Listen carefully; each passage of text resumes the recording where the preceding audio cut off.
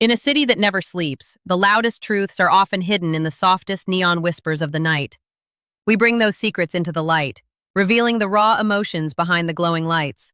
Subscribe today and listen closely to the stories the city hides. The morning my brother got married, I found out my mother had forged my signature on a home equity loan. Not before the ceremony, not after the reception, right in the middle of it.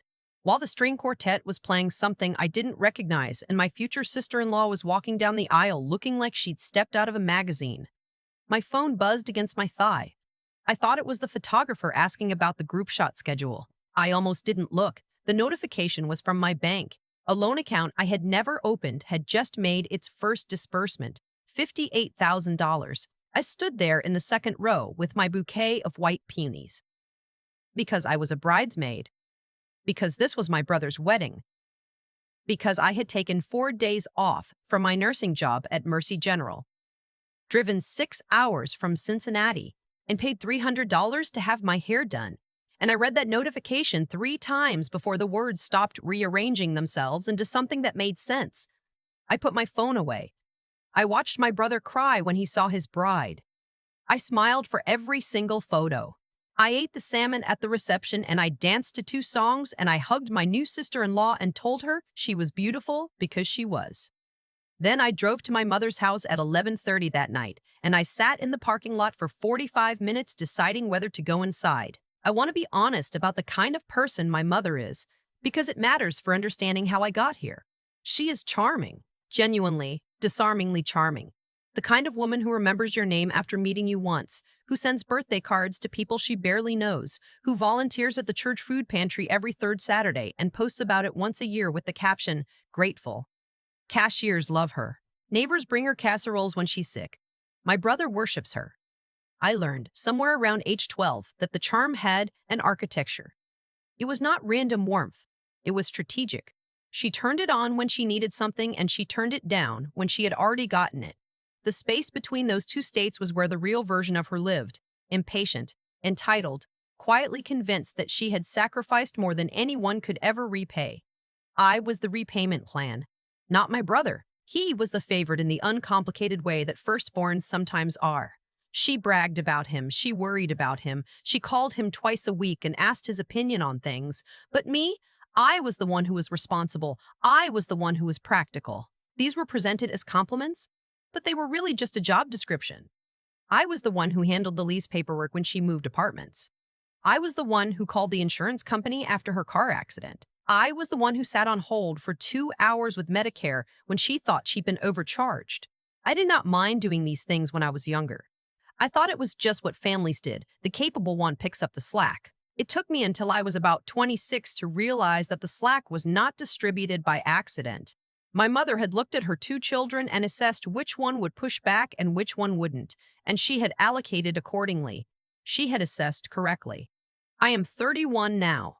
I have a small apartment near the hospital, a car I own outright, and a savings account I have been building for 4 years toward a down payment on a condo. I am careful with money in the specific way that people are careful when they grew up watching a parent not be careful.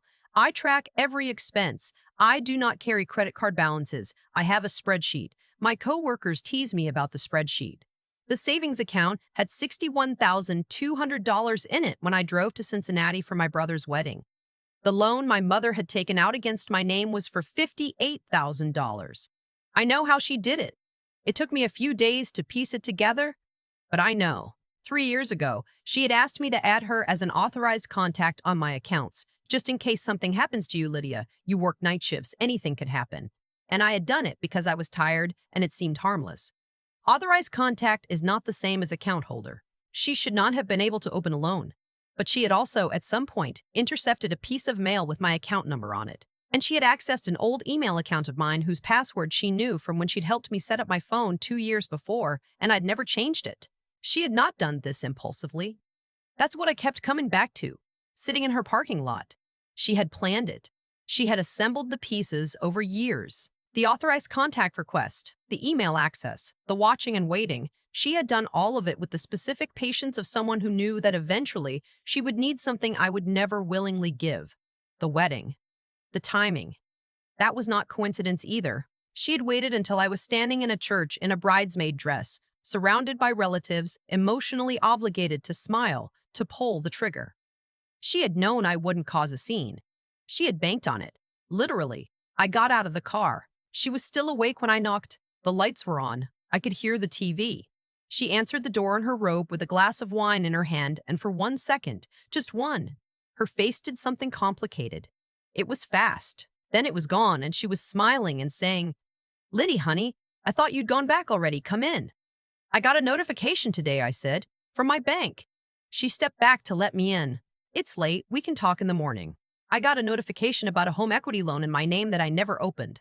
She sat down on the couch and tucked her robe around her knees and looked at me the way she looked at difficult cashiers. Patient, slightly pained, waiting for this inconvenience to resolve itself. "I needed it, Lydia. I waited. I'm behind on the house. I've been for a while. I didn't want to worry you." "The house you rent," I said. She blinked. "What? You rent, Mom? You don't own property? You can't take a home equity loan against a property you don't own." There was a pause. "I talked to someone and they said, 'What did you use as collateral?'" She looked at her wine glass. "Mom, your condo," she said. "The one you've been saving for. I used the account as collateral. I talked to someone at a mortgage place and they said, since you had enough in savings, you used my savings account as collateral for a fraudulent loan. It wasn't fraudulent, you signed my name." She looked up at me then, not ashamed, something else. Calculating. She was deciding which version of herself to deploy. "You have plenty," she said. "You work all the time, you have no life, you don't spend anything. I'm your mother. I raised you. Where's the money?" "I paid the back rent. And I needed to catch up on some other things. How much is left?" She didn't answer. "How much of the $58,000 is left?" She took a sip of her wine. "Some of it went to your brother's wedding. You know how much that cost." I want to describe what happened inside me in that moment, but I'm not sure I have the words for it. It wasn't anger exactly. It was more like a very quiet door closing, like something I had been holding open for years. Hope, maybe, or the habit of making excuses for her, finally let go. My brother's wedding. She had used my money to pay for my brother's wedding, and she had let me stand there in my $300 hairdo handing him a card with a check for $2,000 as a gift, never knowing that I had already paid for the flowers and the catering deposit without my knowledge or consent. "I need you to call the bank in the morning," I said. "I need you to explain what you did and agree to cooperate with the fraud investigation." Fraud investigation. She said it like I'd suggested something absurd. "Lydia, I am your mother." "I know. You're going to call the police on your own mother?" "I'm going to report a fraudulent loan taken out in my name," I said. "I'm going to do that whether or not you cooperate. The only thing your cooperation changes is whether the DA's office sees you as remorseful." She stared at me. "I'm not doing this to hurt you," I said, and I meant it. "I'm doing it because this is my credit, my savings, and 4 years of my life. I need the loan dissolved, and I need to recover what I can of the money." "I don't have it," she said. "I told you, it's gone. Then there will be a civil judgment." I drove back to my hotel. I did not sleep. At 7 in the morning, I called my bank's fraud department, and then I called a lawyer whose name I had gotten from a colleague who'd gone through something similar with a business partner. I did not call my brother. I want to explain that decision because I know some people won't understand it. My brother and his wife are on day 2 of their honeymoon. I had no interest in doing what my mother had just done to me, using someone's best moment to deliver the worst news. I also knew, and I say this with love, that my brother would believe her version of events before he believed mine. He always had. She had made sure of it year by year, in ways so subtle that neither of us had fully noticed. I was the difficult one, the intense one, the one who made everything complicated. He was the one she worried about and protected. I gave myself 3 weeks. I went back to Cincinnati, back to my shifts, back to my apartment. I did not call her. I communicated entirely through my lawyer for the fraud claim. I pulled every document I could find, every email, every bank record, every piece of mail I had received about the loan before I'd understood what it was.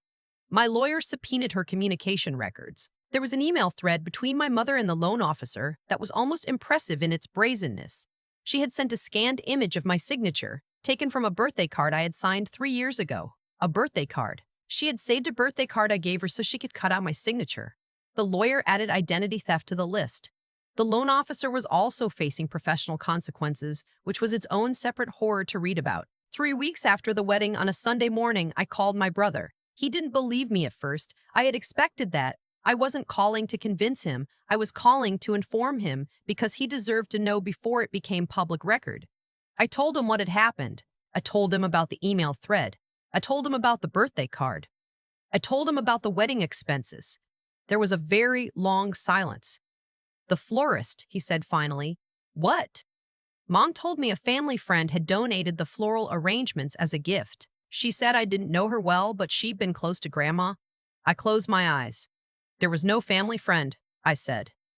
Another silence. I heard him breathing. "Lydia." His voice was different now. "How much?" I told him. He didn't say anything for almost a minute. Then, "Tell me what you need me to do." I think about that moment a lot.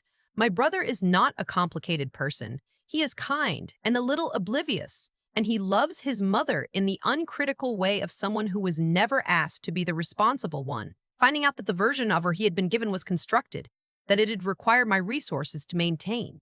I don't know what that cost him. He's never said. We don't talk about it directly. But he called me every week for the next 2 months, which he had never done before, and the calls were long and they were easy in a way I hadn't expected. My mother hired her own lawyer at some point, which I only know because mine told me. She attempted to characterize the loan as a family agreement that I had orally consented to, which was a creative interpretation of events not supported by any evidence because it had not happened. Her lawyer, I'm told, was not enthusiastic about this strategy. The fraud claim was resolved in 4 months. The loan was dissolved. I did not recover all of the money. She had spent approximately $31,000 of it before I reported the loan, and recovering that required a civil judgment, which I pursued. The civil judgment required her to liquidate her car and enter into a repayment plan. She is paying me back at $400 a month. She will be paying me back until she is in her mid-70s. I do not feel good about that. I want to be clear. There is nothing satisfying about taking your mother to civil court. There is nothing clean or cathartic about winning. I sat in my lawyer's office after the judgment was signed, and I cried for a long time, and my lawyer handed me tissues and didn't say anything, which was exactly right. What I do feel is safe. For the first time in my adult life, I feel safe in the specific way that comes from knowing the threat has been neutralized. She cannot do this again. She does not have access to my accounts.